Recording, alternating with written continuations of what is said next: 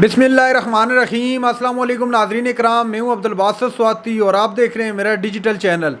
नाज़रीन इकराम, चौधरी परवेज़ इलाही साहब को फिर दोबारा से गिरफ़्तार किया, जिस पर लाहौर हाई कोर्ट ने बड़ा सख्त रद्द-ए-अमल देते हुए फौरी एक्शन लिया, जिससे बहुत ज़्यादा जो है मुतमईन हो गए पाकिस्तान तहरीक इंसाफ के लोग, और चौधरी परवेज़ इलाही साहब के जो करीबी लोग हैं वो बहुत ज़्यादा मुतमईन हो गए कि लाहौर हाई कोर्ट ने इतना सख्त हुक्म दिया है।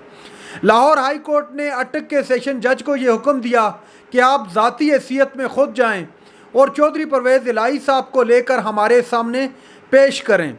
इसी दौरान लाहौर हाई कोर्ट ने एक और हुक्म भी सादर फरमाया, वो ये था कि आईजी इस्लामाबाद और आईजी पंजाब के ख़िलाफ़ को शो कॉज नोटिस भी जारी कर दिए।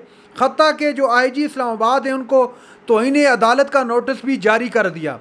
इतने सख्त फैसले के बाद तहरीक इंसाफ पुरअमन होगी कि अदालत अब भी अपनी रेट मनवाना जानती है और वो ये समझ सकती है और वो ये जानती है कि कैसे अपने हुक्म को, अपनी रेट को मनवाया जा सकता है और एग्जीक्यूट किया जा सकता है। इस मुतमईनी के दौरान ही एक और ख़बर आई, जिस खबर ने बहुत ज़्यादा परेशान कर दिया।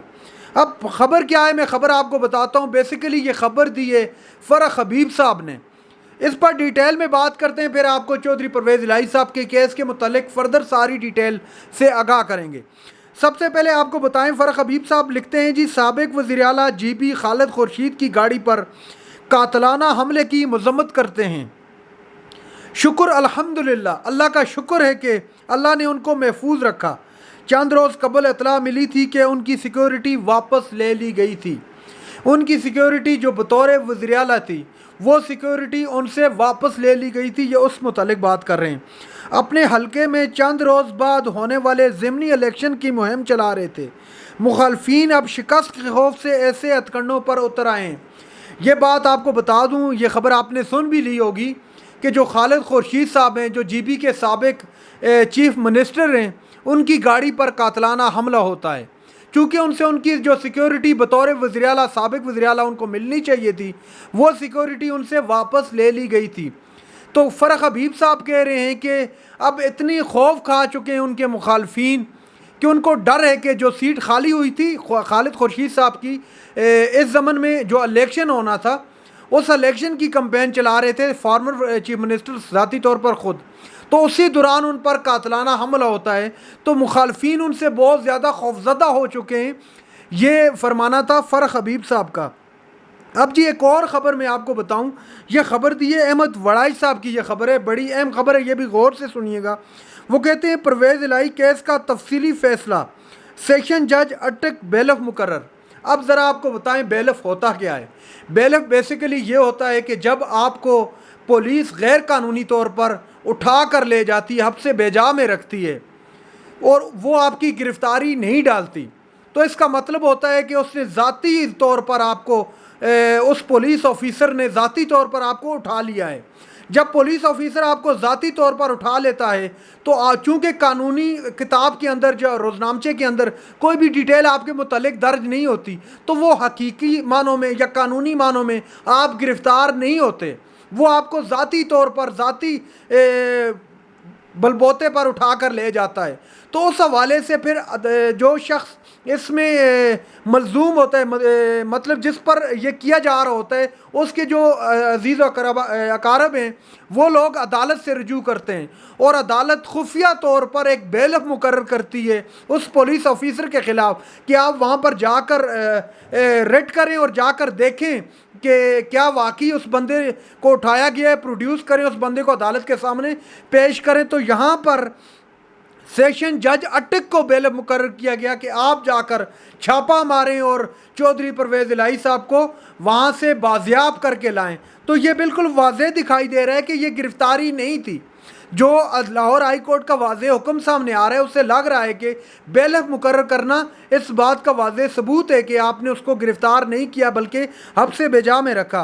परवेज़ इलाही को अटक जेल से निकालने, हब्से बेजा से निकालने के हुक्म, जो बात मैं कर रहा हूँ, CPO रावलपिंडी, DPO अटक को अदालत लाने का हुक्म, सुप्रिटेंडेंट किसको अदालत लाने का हुक्म, परवेज़ इलाही साहब को अदालत लाने का हुक्म, सुप्रिटेंडेंट अटक जेल भी तलब, इस्लामाबाद पुलिस की गिरफ़्तारी غیر قانونی آئی جی اسلام آباد کے خلاف توہین عدالت، جس کی بات تھوڑی دیر پہلے میں نے کی کہ حبس بیجا میں رکھا گیا ہے ان کی کوئی قانونی گرفتاری نہیں ہے، جس کے بعد لاہور ہائی کورٹ نے ایک واضح حکم دیا۔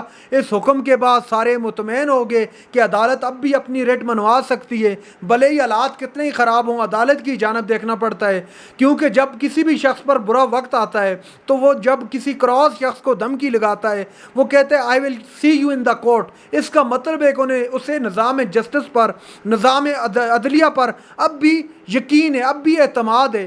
تو اس کے جب یہ حکم آیا لاہور ہائی کورٹ سے تو سارے مطمئن ہو گئے کہ اب بالکل بے فکر ہو جائیں، عدلیہ اب اپنی ریٹ منوا کر لے گی۔ اب اسی دوران ایک اور خبر آتی ہے جس خبر نے سب کے اوسان خطا کر لیے کہ یہ کیا ہو گیا، یہ سب تو نشان عبرت بنا لیا گیا سب کے لیے۔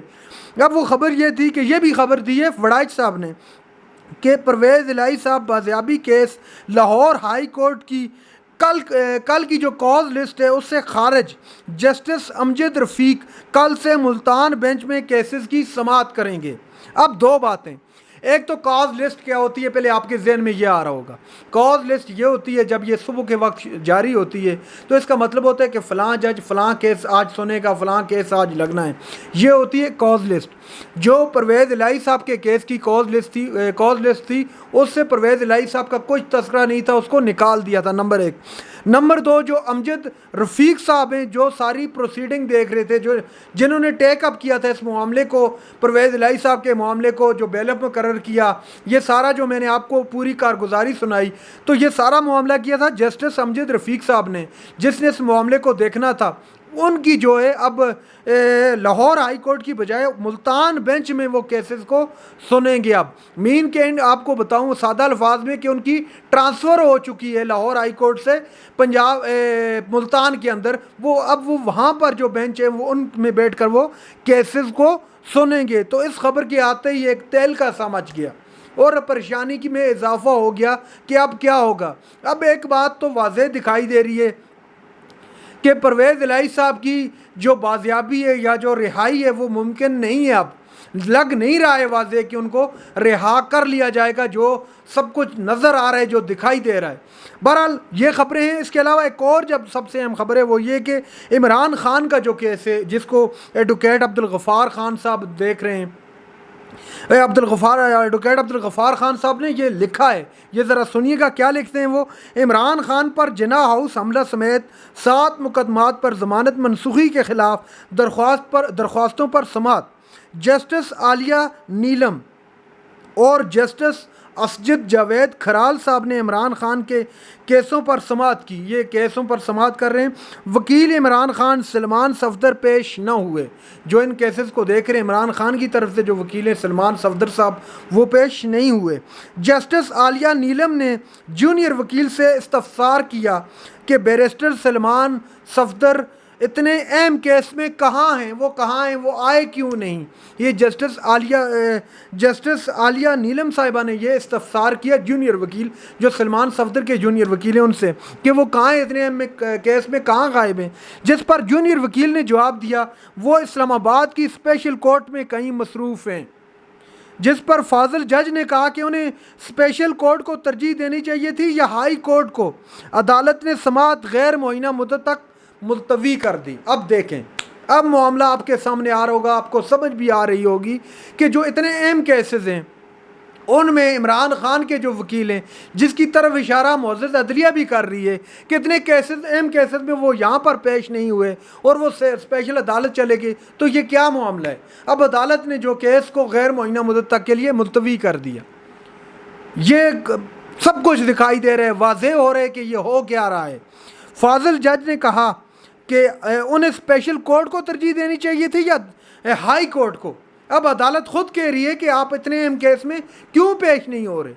اس کے بعد عدالت نے کہا کہ غیر معینہ مدت تک کے لیے درخواست کو یا سماعت کو ملتوی کر دیا۔ اب اس پر اعتزاز احسن صاحب اور لطیف کھوسہ کی اہم پریس کانفرنس سامنے آئی۔ سردار لطیف کھوسہ صاحب نے کہا کہ عالمی عدالت نہیں، عمران خان کو جیل میں قتل کرنے کا پلان ہے۔ یہ مذہبی جنونی کے تحت میں پریس کانفرنس اب آپ کو سنا نہیں سکتا کاپی رائٹ کی وجہ سے، تو میں آپ کو بتا دیتا ہوں کہ اس پریس کانفرنس کا لب لباب کیا ہے، آپ کے سامنے رکھ دیتا ہوں۔ آپ کو یاد ہوگا جب عمران خان پر قاتلانہ حملہ ہوا تھا تو اس دوران عمران خان کو 2 گولیاں لگی تھی۔ وہ شخص نے بھی جب بعد میں بیان دیے تو اس نے کہا کہ وہ بعد میں میڈیا پر آیا جی وہ ایک مذہبی جنونی تھا، اور اس نے عمران خان کو مذہب کی خاطر آ کر ان پر اٹیک کیا اور ان پر حملہ کیا۔ اب کیا ہو رہا ہے؟ اب اعتزاز احسن صاحب اور سردار لطیف کھوسہ صاحب نے کہا کہ اب بھی اسی معاملے کو رپیٹ کرنے کی کوشش کی جائے گی، چونکہ عمران خان نے اب عالمی عدالت سے رجوع کیا ہے، اور عالمی عدالت سے رجوع کرنے کے لیے جو عمران خان کی ٹیم ہے اس نے جو وکیل کیا ہے وہ وکیل ہے جو سلمان رشدی کا وکیل تھا۔ سلمان رشدی ملعون کا جو وکیل تھا اسی وکیل کو لیا ہے پاکستان تحریک انصاف نے، جس کے خلاف بہت زیادہ تنقید کی جا رہی تھی، اور یہ غلط فیصلہ تھا۔ بائی دا وے میں ذاتی طور پر بھی اس فیصلے کو کسی صورت سپورٹ نہیں کیا جا سکتا کہ آپ اس ملعون شخص جیسے وکیل کو آپ وکیل کر رہے ہیں، ہرگز نہیں کرنا چاہیے تھا۔ لیکن ہوا کیا ہے، انہوں نے بہرحال اس وکیل کو سے واپس لے لیا کہ ایسا وکیل وہ نہیں دیکھیں گے۔ لیکن اب یہاں پر معاملہ کیا ہوا ہے؟ معاملہ یہاں پر یہ ہوا ہے کہ اعتزاز احسن صاحب اور سردار لطیف کھوسہ صاحب نے کہا ہے کہ اب دوبارہ سے جو عطا تارڑ صاحب نے یا مریم صاحبہ نے جو میڈیا پر آ کے گفتگو کی ہے، ان سے لگ رہا ہے کہ اب ایک اور حملہ کروانے کا پلان ہے اور عمران خان کو قتل کروانے کا پلان ہے۔ اب اس خبر میں کس حد تک صداقت ہے یہ تو سردار لطیف کھوسہ صاحب ہی بتا سکتے ہیں۔ بہرحال یہ انہوں نے بیان دیا اور یہ بڑی چونکا دینے والی خبر تھی، خاص طور پر میرے لیے کہ اٹک جیل میں بھی عمران خان محفوظ نہیں ہے۔ ناظرین اکرام، یہ تھی آج کی ہماری ویڈیو۔ چینل پر جو نئے چینل کو سبسکرائب کر لیں۔ اگلی ویڈیو تک کے لیے اللہ حافظ۔